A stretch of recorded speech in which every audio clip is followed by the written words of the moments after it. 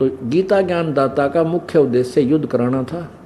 अर्जुन का मुख्य उद्देश्य था युद्ध से टलने के लिए ज्ञान में उलझा दिया उसको कि भगवान पाप लगता है, कर्म अच्छे करने चाहिए। इस तरह की जब कथा प्रारंभ की तो फिर वो शुरू हो गया, वेदों वाला ज्ञान देने लग गया। फिर उन्होंने सोचा वेदों वाले ज्ञान से तो मेरी पोल पाटेगी, साथ में उसने अपना भी मत प्रवेश कर दिया। गीता जी के ज्ञान में कई मंत्रों में स्पष्ट कहता है कि ये तो मेरा मत है और ये अलग से ज्ञान है, ये वेद ज्ञान है, और इससे इनसे भी और कोई और ज्ञान है वो तत्वदर्शी संत सुनाएंगे।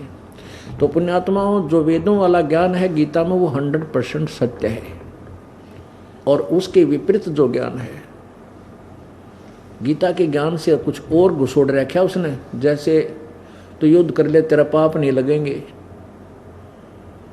तुम युद्ध कर अर्जुन तुझे पाप नहीं लगेंगे, ये सब मैंने ही मार रखे हैं, तू पाप को प्राप्त नहीं होगा। और फिर वो पाप लगे। अब ये कंसेप्ट क्लियर हुआ कि गीता जी का ज्ञान श्री कृष्ण जी ने नहीं, श्री कृष्ण में प्रवेश करके प्रेत की तरह इस काल भगवान ने कहा। अब गीता जी को पढ़ेंगे तो ये बात ज्ञान कति क्लियर होगा, कंसेप्ट क्लियर हो जाएगा कि गीता जी का ज्ञान ब्रह्म ने कहा, सतगुण विष्णु अर्थात कृष्ण जी ने नहीं कहा। अब गीता जी के अध्याय नंबर 2 के श्लोक नंबर 37-38 में यह प्रमाण दिया है कि युद्ध कर ले अर्जुन, जैसा कि अभी सुना था कि यदि तू मारा गया तो स्वर्ग प्राप्ति होगी और जीत गया तो पृथ्वी का राज भोगेगा। और तुरंत ही कहा कि लाभ हानि को छोड़ के युद्ध कर, इस प्रकार तो युद्ध करने से तू पाप को प्राप्त नहीं होगा। अर्जुन ये सब मैंने मार रखे, तू तो नियमित मात्र है।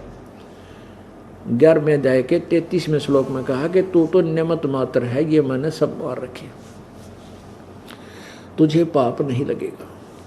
और पुण्यात्माओं, जब महाभारत हो चुकी, कौरव सारे मर गए, 18 करोड़ सेना, 11 करोड़ तक पांडवों कौरवों की, 7 करोड़ पांडवों की, ये 18 करोड़ सेना का नाश हो लिया। सब करोड़ों बहनें विधवा होगी, करोड़ों बच्चे अनाथ हो गए, उनकी हाहाकार मच गई, रो रहे, रुदन मचा हुआ। और युधिष्ठिर जी राजगद्दी पर बैठ गए। कुछ ही वर्षों के बाद, कुछ दिनों के उपरांत श्री युधिष्ठिर जी को भयंकर सौपन आने लगे। जैसे सिर कटे हुए व्यक्ति घर में घुस रहे हैं, हाहाकार मची है, और जैसे बहनें अपने चूड़ियाँ फोड़ रही हैं, विधवा होगी जो, बच्चे अपनी माँओं से लिपट लिपट कर रो रहे हैं, माँ हमारा पिताजी कब आएगा, पिताजी कहाँ गया, उनको बहका रहे हैं, बेटा वो कहीं बाहर गए हैं, फौज में भर्ती हैं, अभी नहीं आएंगे। और जैसे चिल्ला रही हैं बहनें कि क्या मिल गया पापियों तुम्हारे, हमारे पतियों के खून को पीकर अब तुम राज कर रहे हो, हमारा खून पी रहे हो। इस तरह की उसकी सौपन में उसको ऐसे ख्वाब आने लगे, सौपन आने लगे, जिनसे भयभीत होकर के वो भूत प्रेतों की आत्मा सतान लगी युधिष्ठिर को। और जबकि श्री कृष्ण जी पांडवों का धार्मिक गुरु थे, तो युधिष्ठिर भयभीत हो गया। जब चारों पांचों पांडवों को पता चला कि युधिष्ठिर को ऐसे ऐसे भयंकर सौपन आते हैं, उसके समाधान के लिए द्वारका गए श्री कृष्ण अपने गुरुदेव के पास समाधान पूछने के लिए। उन्होंने जाकर सारी डिटेल बताई। फिर अर्जुन, भीम, नकुल, सहदेव और युधिष्ठिर ने कि ऐसे ऐसे भैया को, युधिष्ठिर को ऐसे ऐसे सौपन आ रहे हैं, ऐसे ऐसे स्थिति हो जाती है, कई दिन हो गए, सो है ना खाता, ना सो रहा ना खा पी रहा है, बहुत बुरा हाल, आंखें फटी फटी सी रहती है, ऐसे डरा सा रहते हैं। इसका कारण और समाधान बताएं। श्री कृष्ण जी ने कहा कि तुमने युद्ध में बंधुघात किया है, अपने भाई भतीजे और सेना मार डाली, वो पाप तुम्हें दुखी कर रहा है। वो तेरा गजब, युद्ध में किए हुए वध, वो हत्याएं, वो पाप तुम्हें दुखी कर रहा है। पुण्यात्माओं, अर्जुन तो प्रत्यक्ष श्रोता था श्री कृष्ण, यानी श्री कृष्ण में प्रवेश करके जो काल बोल रहा था उस गीता के ज्ञान का।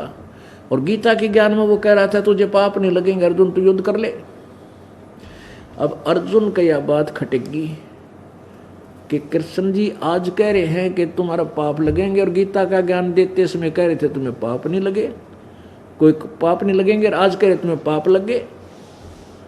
अब वहां इसलिए चुप रहा कि कहीं अब मैं छेड़छाड़ कर दूं और कृष्ण जी को कह दूं कि आप युद्ध गीता के ज्ञान में तो को थे वे पाप नहीं लगे, और युद्ध कर ले मैं मना करूं था नहीं, मैं तो चाहूं नहीं था वे भिक्षा का अन्न भी खा करके मैं गुजारा कर लूंगा, हम युद्ध नहीं चाहूं था, और इसने हमसे युद्ध करवाया, यही कहा कि तुम्हें पाप नहीं लगेंगे। और यदि अब मैं कह दूंगा तो मेरे भाई, अच्छा उसी समय श्री कृष्ण जी ने समाधान बता दिया था कि एक अश्वमेघ यज्ञ करो, और जिसमें सभी पृथ्वी के और स्वर्ग तक के देवताओं को निमंत्रण दो, तुम्हारे घर पर आकर खाना खाओ उस दिन, और एक शंख रखा जाएगा 5 मुंह का, पंचानन शंख रखा जाएगा ऊपर, अलग से एक सुसज्जित सटेज बना के कुर्सी ऊंची सी, उसके ऊपर एक 5 मुंह का शंख रखा जाएगा, ये बजा कर शंख ऐसे 5 मुंह वाला, और वो शंख यदि आवाज कर गया अखंड तो समझो तुम्हारी यज्ञ पूर्ण होगी, तुम्हारे दुख दूर हो सकेंगे, पाप नाश हो जाएंगे, यह संकट कट जाएगा। और शंख ने आवाज नहीं की सबके खाना खाने के बाद, तो फिर वो यज्ञ पूर्ण नहीं होगी, ये पहचान होगी इसकी। अब पूरी पृथ्वी के जिसमें 12 करोड़ ब्राह्मण और 33 करोड़ देवता, 88,000 ऋषि और 56 करोड़ यादव वहीं पर खाना खाने के क्यों रिश्तेदार थे आपस में, और भी अनाथ जीव सबको न्योता दिया गया, इतने आए हुए थे, इतना बड़ा पुण्य करवाया श्री कृष्ण जी ने, यानी धर्म यज्ञ के लिए बोला, ऐसे इतना उसमें करोड़ों रुपये लगने थे, करोड़ों रुपया लगना था। तो उस समय श्री अर्जुन ने सोचा यदि अब मैं श्री कृष्ण जी को कह दूंगा कि आप उसमें क्या कह रहे थे, अब कह रहे हो तुम्हें पाप लगे, क्या बोल रहे हो आप, तो मेरा भाई युधिष्ठिर ये समाधान नहीं करवाएगा, ये न्यों सोचेगा कि अर्जुन मेरे को स्वस्थ होने में प्रसन्न नहीं है, मेरा स्वस्थ होने में ये प्रसन्न नहीं है, और पैसे खर्च होते दिख इसलिए बीच में यो टोका टाकी कर रहा है, ये पैसा लगाना नहीं चाहता मेरे उपचार पे। अर्जुन की सोच ये थी कि कहीं ये सोच ना बैठे मेरा भाई और मैं ही टोक दूंगा इसने, और ये ऐसा धर्म का पक्का है अपने वचन का, इसने एक बार मन में न्यू सोच ली मैं उपचार नहीं कराऊंगा, मेरे भाई ने दुख हुआ है इस पैसा लगाने से, तो ये कभी उपचार नहीं कराएगा और मर जाएगा। इसलिए अपनी छाती में मुक्का मारकर अर्थात अपने संतोष के दृढ़ कि कोई बात ना, उस बात ने तो पीछे देख लेंगे, एक बार भाई का समाधान तो हो जाए। तो स्वीकृति दे दी प्रभु जो तुम आज्ञा दोगे वही होगा गुरुदेव। ऐसा ही किया गया, एक दिन निश्चित कर दिया कि उस दिन उस समय वहाँ स्थान धर्म यज्ञ किया गया, और उसमें बहुत 33 करोड़ देवता, 88,000 ऋषि, 9 नाथ, 84 सिद्ध, ये सभी वशिष्ठ मुनि जैसी तो भी वहाँ बैठे खाना खाने आ गए, और स्वयं श्री कृष्ण जी ने भी भोजन पा लिया, लेकिन वो शंख ने आवाज नहीं की। तब श्री कृष्ण जी से युधिष्ठिर जी ने कहा कि भगवान हमारे पाप बहुत गड़े हैं, और शंख बजा नहीं हमारा दुख दूर नहीं हो सकता, संकट नहीं कट सकते, हम पापी हैं, शंख नहीं बजेगा। श्री कृष्ण जी बोले भाई शंख तो बजेगा पर इसको बजाने वाला नहीं पहुंचा यहाँ पर। अब श्री कृष्ण जी की इस वचन को सुनकर युधिष्ठिर कहने लगा भगवान आपने, हे त्रिलोकपति, आपने खाना खा लिया और इतने महापुरुष मंडलेश्वर बैठे, ये ऋषि मैं ऋषि, इन्होंने भोजनाहार कर लिया, आपको थे इनके खाना खाने से शंख बजेगा? क्या इनमें कोई भी समर्थ नहीं है? कृष्ण जी बोला नहीं, वो समर्थ जिससे ये शंख बजेगा वो आया ही नहीं है। उनका नाम बताए, ऐसे ऐसे दिल्ली के इस साइड में एक महात्मा रहते हैं, सुदर्शन नाम है, वाल्मीकि जाति में। उसको क्यों नहीं बुलाया? तो उसमें कहते हैं भीम बुलाया। भीम की ड्यूटी थी उस क्षेत्र में निमंत्रण देने की।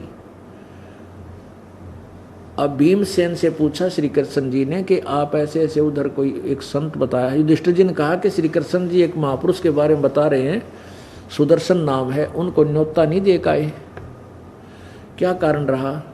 भीम जी ने कहा कि जी न्योता तो मैं दे के आया था, पर वो कुबोला आदमी है, वो बहुत गलत बोलिया, इसलिए मैंने उसको कह दिया तुम आवत आ जाइए, ना हो तो बेशक मत आइए, तेरे बिना के हमारी यज्ञ ना हो। अब श्री कृष्ण जी ने कहा कि बोला तू वो क्या बोला, मुझे बता तो देता है कि बात है। श्री कृष्ण जी ने कहा उस संत के बिना ये सभी बैठे हैं ना जितने मंडलेश्वर, ये सारे नरक में जाने वाले हैं। आने वाले जन्म में इनके कोई पशु बनेगा, कोई पक्षी बनेगा। युधिष्ठिर, ये सुख की महिमा के भूखे, इनके पास यथार्थ ज्ञान भक्ति नहीं है। इस बात से युधिष्ठिर ने समझ सका कि भगवान इसी ऐसे महापुरुषों को महर्षि सद बैठे गोरखनाथ जैसे, और जो सागर पी लें सातों एक घूट में अगस्त ऋषि जैसे बैठे, और उनको कह रहे हैं कि ये सब नरक में जाएंगे, इनकी साधना ठीक नहीं है। युधिष्ठिर सहम गया, कहने लगा भगवान मेरा संकट तो और बढ़ गया। आपने ये इस मंडलेश्वरों के बारे में ये कह दिया कि अगले जन्म में पशु बनेंगे, फिर मेरा तो और दुख बढ़ गया। भगवान कृष्ण जी बोले भाई क्या तेरे यह बात मेरी सच्ची नहीं लगती, तुझे सत्य महसूस नहीं होती? युधिष्ठिर बोला भगवान ये तो मैं नहीं कह सकता कि आप असत्य बोल सकते हो, नहीं, लेकिन मेरी बुद्धि छोटी है, मेरी समानता को ना कि ये पशु पक्षी बनेंगे इसे महापुरुष। तब श्री कृष्ण जी ने अपना ऐसे आशीर्वाद भरा श्री हाथ ऐसे घुमा दिया उन मंडलेश्वरों के ऊपर जो बैठे थे वहाँ, बड़े बड़े आसना बने चौड़े हुए, 3-3 तिलक लगा के, दाढ़ी मूछ बढ़ा के। तो उसमें क्या देखा युधिष्ठिर ने कि देख युधिष्ठिर, अब उसी आसन पर जहाँ वशिष्ठ जी बैठे थे उस वो जैसे केचुए का रूप बना रखा हो, विश्वामित्र बैठे थे वो किसी हिरण का रूप बनाकर खड़े हैं, कोई नाग का रूप है, कोई मच्छर का, कोई मक्खी का, और ऐसे कितने प्रकार के उनके रूप बन गए, प्रत्येक के न्यारे न्यारे, कुछ एक के मिलते जुलते। अब श्री युधिष्ठिर जी ने कहा कि भगवान अपनी लीला को बंद करो, मैं देख नहीं सकता इनकी ये दुर्गति। श्री कृष्ण जी ने कहा ये हकीकत है, लीला मत समझना। अब ये अपने पुण्य को खाकर स्वर्ग में बैठे हैं देवता, वहाँ समाप्त करके वापस आएंगे, कोई गधा बनेगा, कोई कुत्ता बनेगा, कोई मुर्गा बनेगा, कोई खच्चर बनेगा इनमें से। ऐसे ही परमात्मा कहते हैं कबीर साहब अपने सुख संवेद में, सुर नर मुनिजन 33 करोड़ी बंदे सभी निरंजन डोरी, और 33 पर तलब है, कोई बकरा कोई बोक। ये 33 करोड़ देवताओं को भी काल का तलबाना है, और जन्म मरण मृत्यु में ये रहेंगे, और कोई बकरा बनेगा कोई बोक बनेगा। वही सब संवेद बता रहा है, वही प्रमाणित है, क्योंकि उनकी शास्त्र अनुसार साधना नहीं है। अब शास्त्र का अनुसार साधना नहीं है इनकी, ऋषियों में ऋषियों की, ये ई भी याद जच्चा ना किसी का। अब ये भी कंसेप्ट गेल क्लियर करना पड़ेगा, क्योंकि ये जो दास प्रवचन सत्संग परमात्मा की सूक्ष्म ज्ञान सबसम वेद का विवरण साथ साथ दे रहा है, इसकी हम कैसेट तैयार कर रहे हैं, और ये सीडी समाज में प्रवेश कर रहे हैं। तो जो नया भक्त सुनता सुनता आएगा और ये प्रवचन करके छोड़ दिया कि ये सभी ऋषि महर्षि शास्त्र विरुद्ध साधना करते थे, शास्त्र वेदों अनुसार नहीं थी, तो ये बात उनका जचा नहीं, और ये सारा का सारा जो हमारा वचन पर वचन व्यर्थ हो जाएगा उसके लिए। इसलिए यहाँ एक कंसेप्ट ये क्लियर करना पड़ेगा कि इन ऋषि महर्षियों को कुछ भी ज्ञान नहीं था वेदों के बारे में। ये देखिएगा श्रीमद् देवी भागवत, गीता प्रेस गोरखपुर से प्रकाशित है ये देखिएगा। संपादक हनुमान प्रसाद पोदार, चिमन लाल गोस्वामी, और ये है गोविंद भवन कार्यालय, मुद्रक प्रकाशक एवं मुद्रक गीता प्रेस गोरखपुर, गोविंद भवन कार्यालय कोलकाता का संस्थान गोरखपुर में। अब इसके हम 28 पृष्ठ पे ये देखिएगा, पृष्ठ नंबर 28 और संक्षिप्त देवी भागवत पहला स्कंद, और यहाँ से पढ़ेंगे।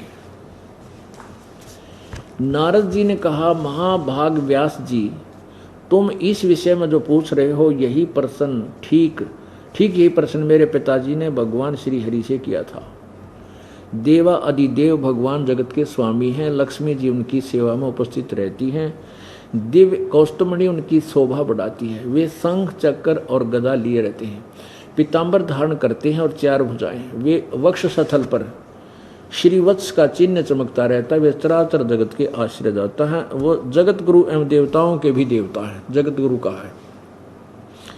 ऐसे जगत प्रभु भगवान श्री हरि महान तप कर रहे थे, उनकी समाधि लगी थी। यह देखकर मेरे पिता ब्रह्मा जी को बड़ा आश्चर्य हुआ।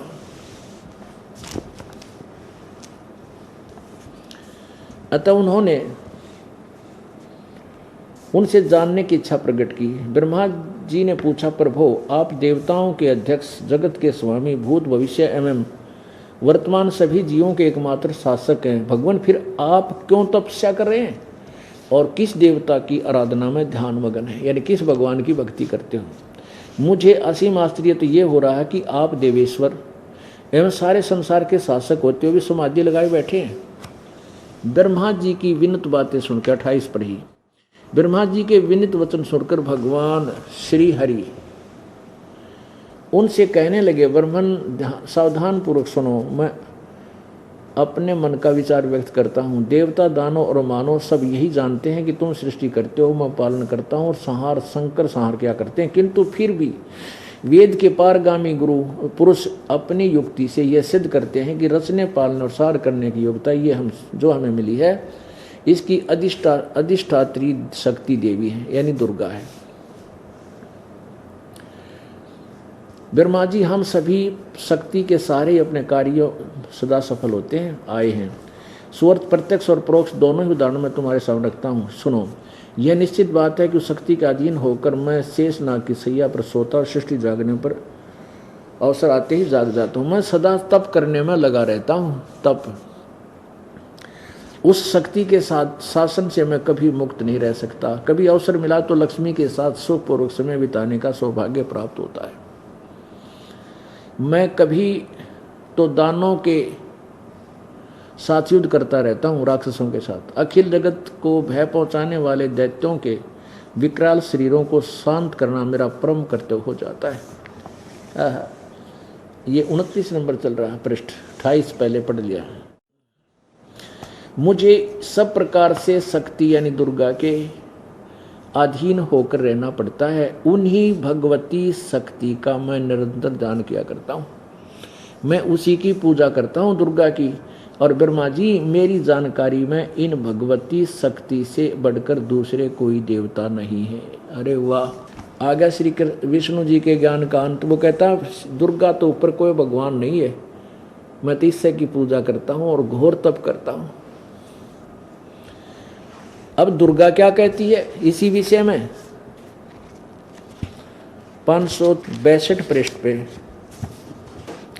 दुर्गा हिमालय को अपने वचन, अपना ज्ञान सुना रही है। ये देखिएगा 562 पृष्ठ है, संक्षिप्त देवी भागवत और 7वां स्कंद 562 के नीचे आते हैं। देवी द्वारा हिमालय को ज्ञानोपदेश यानी ब्रह्म स्वरूप का वर्णन, ज्ञानोपदेश और ब्रह्म स्वरूप का वर्णन।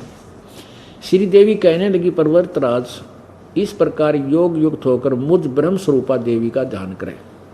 अपनी भी विधि बता रहा है कि मेरी करना है तो ऐसे कर।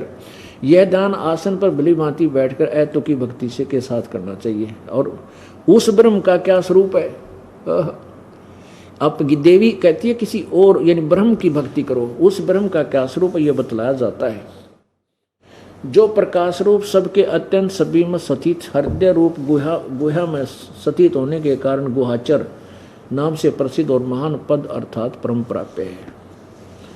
वह समस्त प्रजा के ज्ञान से परे है। अर्थात जिसकी बुद्धि में किसी की बुद्धि में आने वाला नहीं है, यह तुम जानो।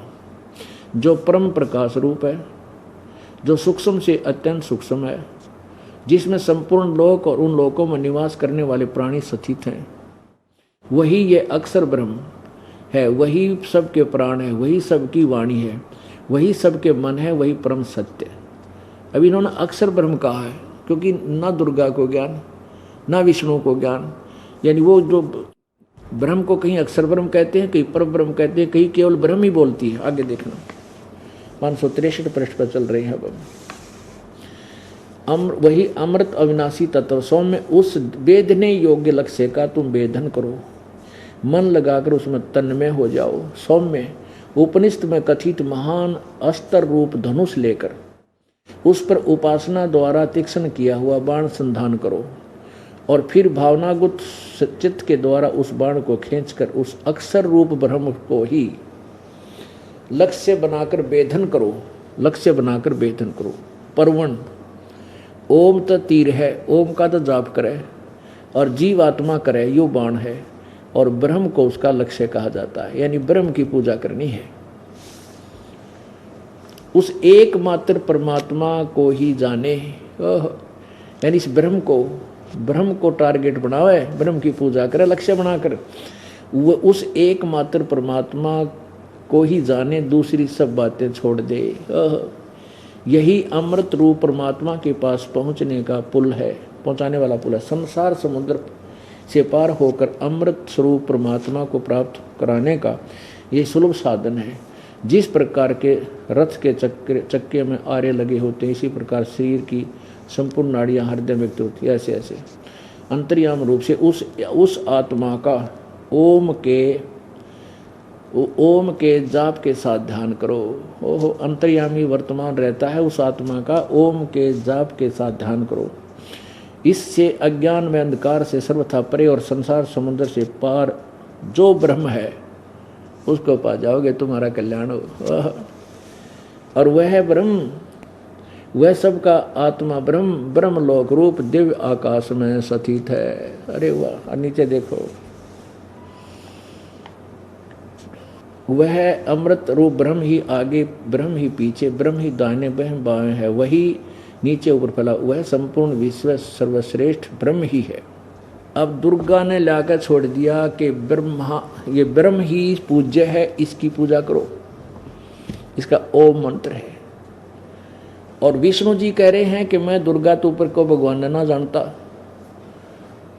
अब आगे क्या बताया है कि 414 पृष्ठ पे ये कहा है कि सतयुग के ब्राह्मण यानी ऋषि महर्षि, सतयुग में ये वशिष्ठ जी, नारद जी और विश्वामित्र जी,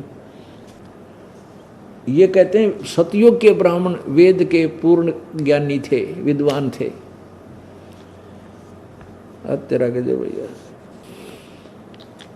अब 414 पे क्या बताया है, प्रश्न नंबर 414, वही देवी पुराण संक्षिप्त देवी भागवत और छठा स्कंद पृष्ठ 414। जन्मे जय ने पूछा, महाभाग किस युग में कैसा धर्म का स्वरूप है? इस संपूर्ण विषय को विशेष रूप से बताने की कृपा कीजिए। व्यास जी बोले, नर्प शार्दुल राजन, ये निश्चय है कि सतयुग में ब्राह्मण यही थे जो विश्वामित्र, वशिष्ठ जी, मनु जी, ये व्यास जी, ये सारे वेद के पूर्ण विद्वान थे। निश्चय है कि सतयुग में ब्राह्मण वेद के पूर्ण विद्वान थे। उनके द्वारा निरंतर भगवती जगदम्बा की आराधना होती थी। भगवती का दर्शन करने के लिए उनका मन सदा ललायित रहता था। अरे भले पुरुषो। और 563 पर दुर्गा कह रही है को तो ओम का जाप करो, दूसरा सब बातें छोड़ दो। मेरे साधो भाई सब जग भूला पाया, मेरे साधो भाई सब जग भूला पाया। सारा संसार भूला पाया हमने तो। इसी बोलो में ब्रह्मा भूला, जिसने वेद सरसाया, वेदों के ज्ञान को सर्वश्रेष्ठ बता, उसने वेद का खुद ज्ञान नहीं। और इसी भूल में विष्णु भूला जिन वैष्णव धर्म चलाया, तीर्थ व्रत का बांध महात्म बहुविध जीव फंसाया। इसी भूल में शंकर भूला जिन भिक्षुक पंथ चलाया, सिर पर जटा हाथ में खप्पर और घर घर अलख जगाया।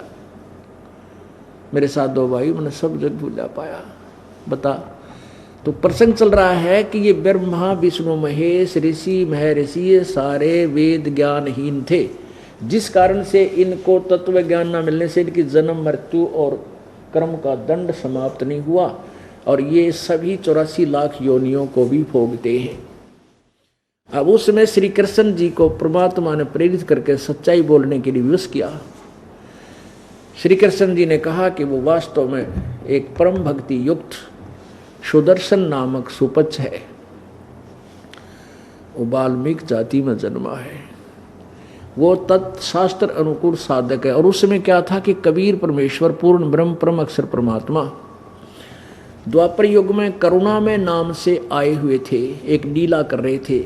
जैसे सत्य कलयुग में कबीर नाम से आकर के 120 वर्ष रहे, ऐसे ही करुणा में नाम से परमात्मा प्रगट होकर के सहस्री राय थे, बालक रूप धार के, फिर बच्चे से बड़े हुए, धीरे धीरे फिर वो ऐसे। और परमात्मा उस समय वाल्मीकि एक भक्त भिक्षु था, उस वाल्मीकि के द्वारा उनका जैसे कलयुग में एक जुलाहे के द्वारा परवरिश होने का बहाना हुआ, उस समय एक वाल्मीकि के द्वारा हुआ। तो वाल्मीकि कहा करते थे परमात्मा को, वाल्मीकि,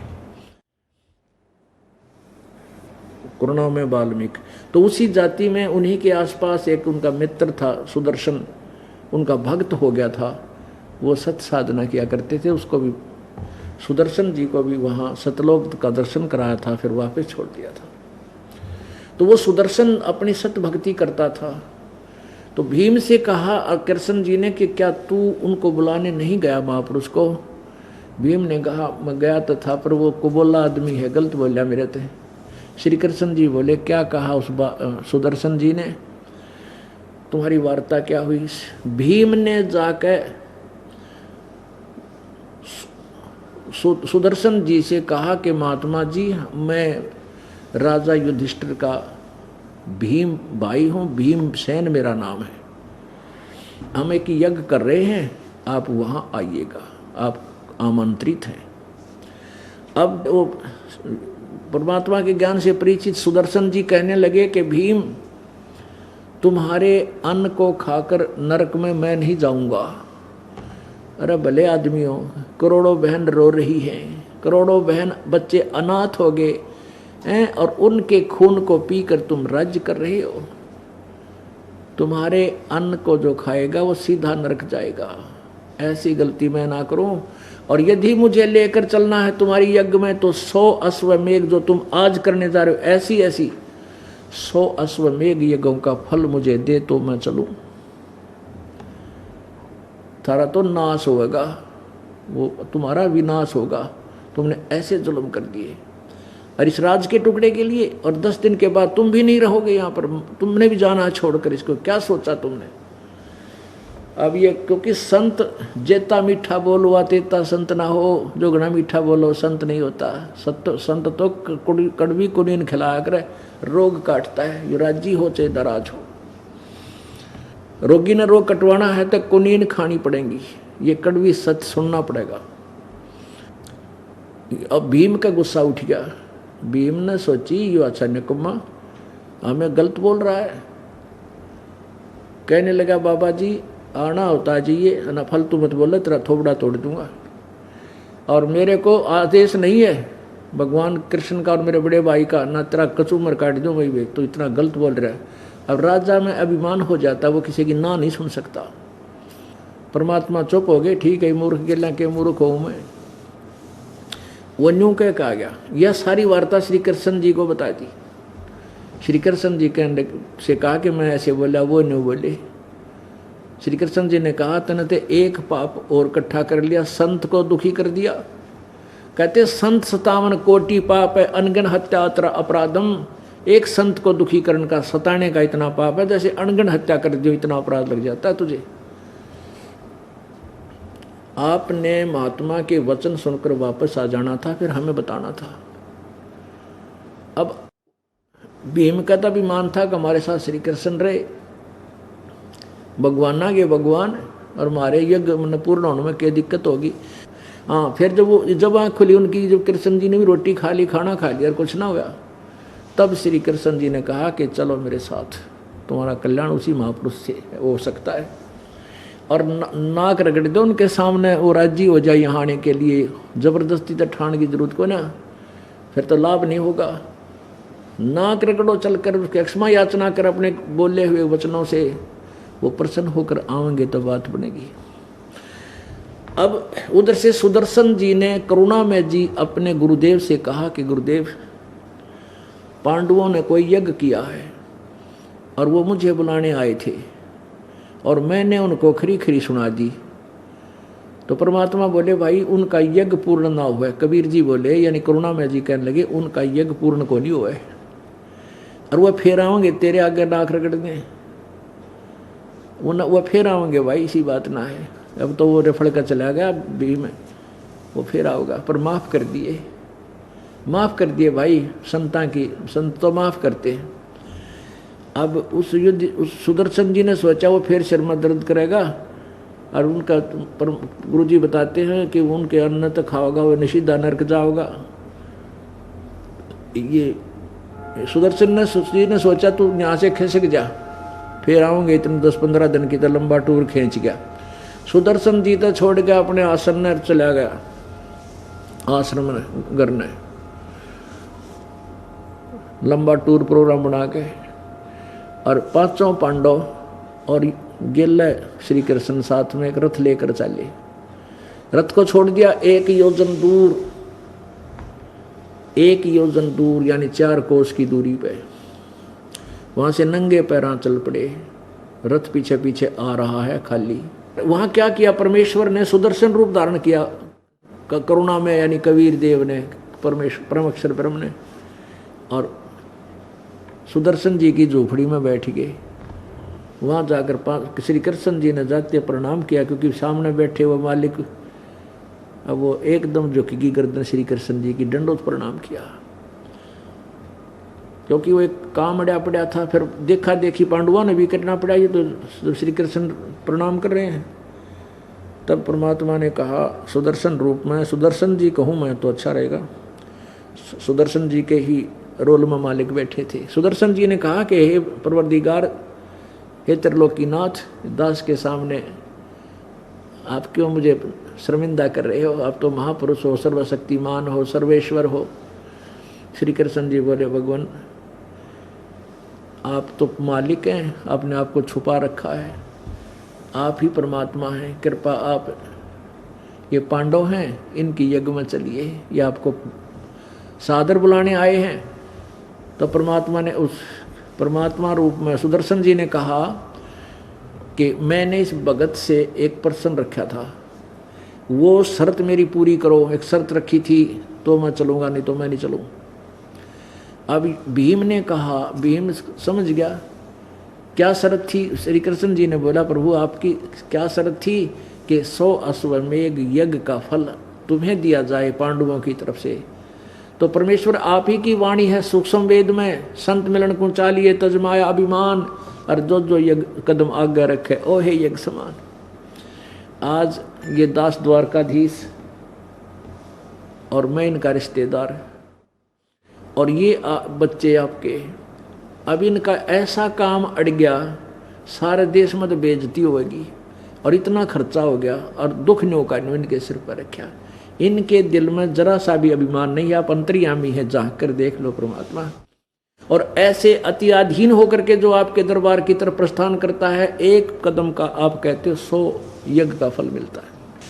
अब 4 योजन तक हम नंगे पैरों पैदल आए हैं, और जहाँ से हम चले वो रथ से, वहीं से आप काउंट कर लो परमात्मा कितने कदम बने हैं। आपने 100 यज्ञ आप रख लो, से समय दे दो, आप हमारा उद्धार हो, हमारे पास रहे। तो कहते हैं साधु भूखा भाव का, धन का भूखा ना। और जय कोई धन का भूखा हो, वह संत भी नहीं, वो साधु नहीं। इस बात को सुन के भगवान प्रसन्न हुए और श्री कृष्ण जी के साथ चलने को तैयार हो गए उनके साथ। तब जब पहले भीम आया था ना, वो एक तालाब में स्नान करके आया था, और उस तालाब में जब उसने स्नान किया, कहते हैं उसके पैर भी ना टिके थे। और वो क्या था, कुंभकर्ण की खोपड़ी थी। ये शरीर के सिर के ऊपर ना एक कैप सी लगा रखी है भगवान ने, न्यारी उतर जाए या कति, वो खोपड़ी बोल रहे खप्पर का है इसको। तो परमात्मा ने कहा, कबीर रूप में, सुदर्शन रूप में परमेश्वर ने कहा कि भाई भीमसेन, या मेरी सुमरनी तार के दिए, माला टंग रही थी खुट्टी पे, ले चल तुम्हारे साथ चलूंगा। अब भीम उस माला ने तारण गया, आछी मोटे मणिया की थी, लेकिन माला इतनी ताकतवर नहीं होती कि ना उठे भीम कैसे योद्धा था जिसने हाथी फेंक दिया आसमान में। लेकिन उनकी शक्ति और अपनी शक्ति का समर्थन दे था भगवान कि तेरी तो शरीर की शक्ति है और हमारे पास आध्यात्मिक शक्ति है जिससे सारे ब्रह्मांड चला रखे। तो भीम उस माला को उतारने लग गया था, उस पर उतरिए को ना, टस से मसले ने कति होंगा लो लिया पहलवान आदमी, और छोड़ का वत बेजती हो है उसका चेपट रहा।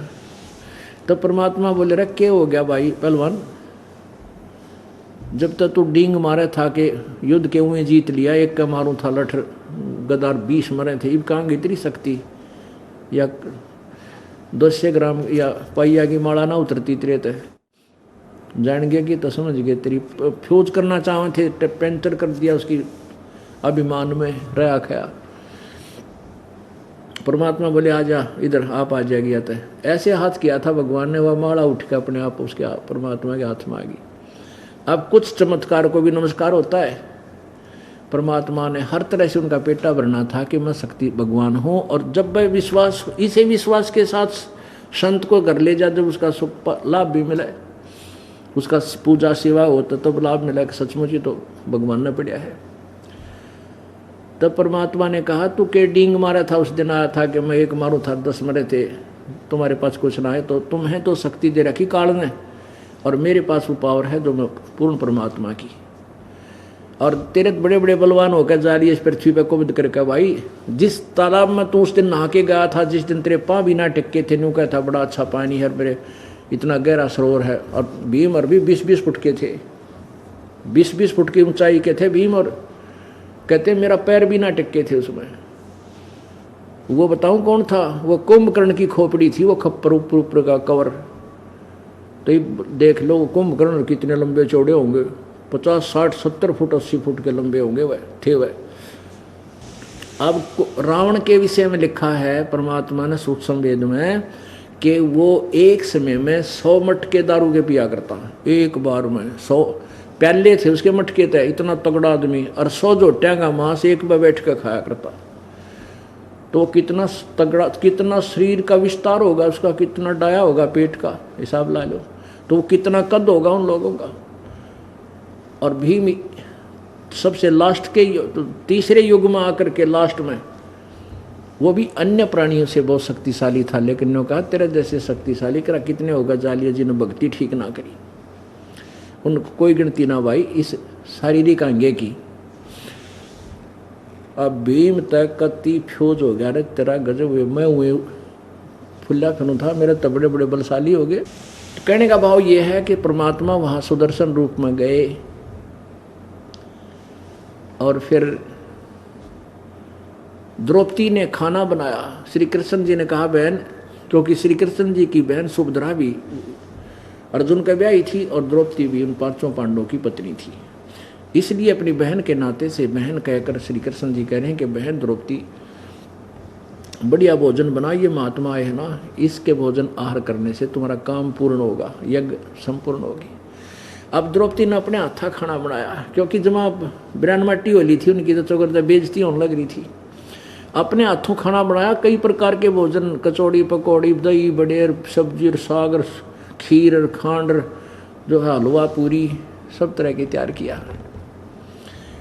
और नो सोचा था कि ऐसा भोजन बना दूंगी, ये घास फूस खानी आदमी दिखे, क्यों परमात्मा सुदर रूप में थे, वाल्मीकि के घर के जन्म घर में जन्म तो नहीं था, यानी उस वर्ण में वो बचपन से रह रहे थे, इसलिए उसी वेशभूषा में जैसे जुल्हार रूप में रहा करते नो कति बोले से इस वेशभूषा में थे। थोड़ी थोड़ी दाढ़ी बढ़ रही, जैसे कई दिन ना नहाए हों, इस प्रकार का शरीर, पाटे से कपड़े, टूटे से जूते, और बैठे नो।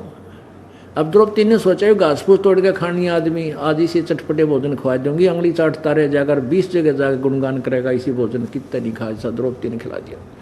और प्रत्येक बहन की ये आस्था होती है कि अतिथि को अच्छा स्वादिष्ट भोजन कराऊं, ताकि कहीं जाकर न्यू ना कह दे कि उस बहन के नमक सब्जी में नमक कम था, यानी कुछ भोजन भी ना बनाना आता उसने, कहीं त्रिवेजती ना हो जाए। एक विशेष ख्यास होती है और होनी भी चाहिए ये। तो उस दृष्टिकोण से द्रौपदी ने सोचा था कि महापुरुष उंगली चाटेगा, 6 बार नहीं कहेगा वाह भाई वाह बहुत अच्छा भोजन बनाया, और खुश होगा। तो महात्मा जी के सामने वो सब प्रकार के न्यारे न्यारे भोजन पकवान अलग अलग कटोरिया में धर दिए, कौलियों में। अब उन्होंने क्या किया, प्रत्येक कटोरी तक जितना भी भोजन लेना था वो थाली में डाल लिया। इतनी खीर डाल ली, इतनी सब्जी, इतनी दही, इतना पकौड़ी, इतने कचौड़ी, पूरी पारी माएँ तोड़ ताड़ कर घोल दी, इकट्ठा बना लिया खिचड़ी सी, और लग गया खाने। जब वो ऐसे करने लगा कि द्रौपदी खड़ी खड़ी देखे थी, वह सोचा तो थी नो ये नारे नारे आइटम खाओगा, उंगली चाटेगा, 100 बार गुणगाओगा।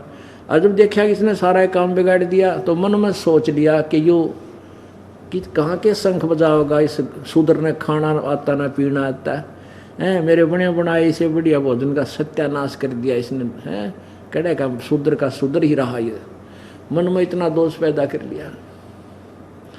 अब अंतर्यामी सारी जाने थे के सोच रही है बावड़ी, उसके मन का वह वो बड़ काढ़े थे अभिमान।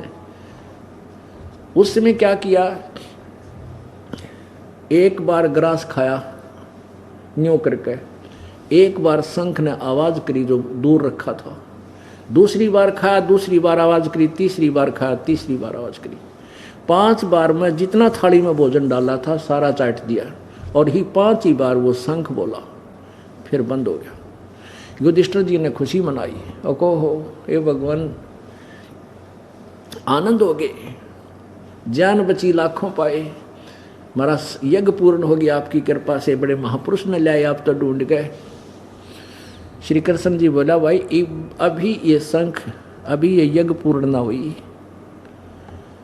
ये तो भाई अखंड बजना चाहिए था। ये शंख 5 बार बोल के बंद नहीं होना चाहिए था, बहुत देर तक, या तो आवाज जमा स्वर्ग तक जानी चाहिए थी इसकी। तब युधिष्ठिर फिर गोडे ढीले हो गए, भगवान अब किसने लाओगे बुला के। तब श्री कृष्ण जी ने कहा भाई इस तो ऊपर कोई महात्मा को ना, इस वाल्मीकि तो ऊपर, यो तुमने के वाल्मीकि सा दिखा है, ये वाल्मीकि के बाल समनाई तीनों लोग, इसके एक बाल के बराबर भी ये 3 लोग नहीं, इतना समर्थ शक्ति युक्त ये व्यक्ति महापुरुष है, संत है। युधिष्ठिर से कहा श्री कृष्ण जी ने भाई अपने घर में कोई कमी है वह ढूंढते हैं, कोई त्रुटि है अपने घर में। जब द्रौपदी को बुलाया श्री कृष्ण जी ने, द्रौपदी से पूछा बहन साची बात बताना, जब इस महापुरुष ने ऐसा ऐसा किया तूने क्या सोचा मन में। श्री कृष्ण जी जान गए भाई द्रौपदी बिगाड़ रही है कर्म ना अपने ने, जिस कारण से तेरा यज्ञ पूर्ण नहीं हुआ। द्रौपदी ने साची बता दी, भगवान जब मैंने ते 2 घंटे तक क्या धूमा में आँख फुड़ाई, अपने हाथों भोजन बनाया, अन्य सोचा था महाराज खावेगा और अंगली चाटेगा, जब इसने सारा काम बिगाड़ दिया, मैंने ऐसा ऐसा सोच लिया कि रहा यो शूद्र का शूद्र, इस गलीज ने खाना अंदाना पीना आता है, कितने ठहरे इसे। मेरे मन में ऐसी दुर्भावना इस संत के प्रति आ गई। तब श्री कृष्ण जी ने कहा कि ये महापुरुष तेरे हलवा पूरी खान नहीं आते, न तो हाथ जोड़ के लाए थे हम। और द्रौपदी अपने घर ने सब 2 रोटी खा कर सोए हैं, तो किस किस ने हलवे खुआवेगी, किस किस को हलवे खिलाती है। कि अभिमान कर लिया तूने, ऐसा कभी अभिमान नहीं करना चाहिए, और संत के प्रति ऐसा सोचना भी तेरे पाप लग गया। द्रौपदी कहने लगी क्या करूं भगवान, कि चरण धो इस महापुरुष के अपने हाथों ते और पी उस धूल युक्त जल को, तेरा पाप कटे और तुम्हारा शंख बजे। उसी समय द्रौपदी लाई एक थाली बड़ी ऐसी प्रांत और उसमें रख के अपने हाथों महापुरुष के चरण धोए। सुदर्शन जी के, सुदर्शन रूप में परमात्मा बैठी थी, कबीर देव बैठे थे। सुदर्शन तो चला गया था, लेकिन सुदर्शन ही कहेंगे क्योंकि कहते क्रय करावे साइया मन में लहर उठा और दादू शरदर जीव के आप बगल हो जाए। अपनी प्रभुता नहीं चाहते प्रभु। तो द्रौपदी ने वो उल्टा डाला है कटोरे में, धो के वो चरणामृत और पीने लगी। आधा पी लिया तो श्री कृष्ण जी ने कहा कि बहन आधा मुझे भी दे दे। श्री कृष्ण जी ने बेरा था ये और तो पीओ गोना क्षत्रिय बैठे सारे, और ये नहीं टोकूंगा तो ये फिर को पाप के भागी बन जाएंगे। ने बोला कि बेबे मुझे भी दे दे बहन, मेरा भी कुछ उद्धार हो। आधा श्री कृष्ण ने पिया, आधा द्रौपदी ने। तो यहाँ परमात्मा कहते हैं, सूक्ष्म वेद में गरीबदास जी कहते हैं, उस चूड़े का चरणामृत पिया थारे कृष्णचंद्र करतारा, जिसने तुम एक वाल्मीकि कहो थे और शूद्र जाति का कहो थे, उसके चरणा का चरणामृत तुम्हारे श्री कृष्णचंद्र करतार ने, तुम्हारे भगवान ने उसके चरणों का चरणामृत पिया। और फिर वो शंख बजा, स्वर्ग तय धुन गई। सारी पृथ्वी के ऊपर जितने भी वृक्ष थे, फूलदार थे, सब में बाहर आ गई और फलों से लदपद हो गए। बोलो सतगुरुदेव सत साहिब।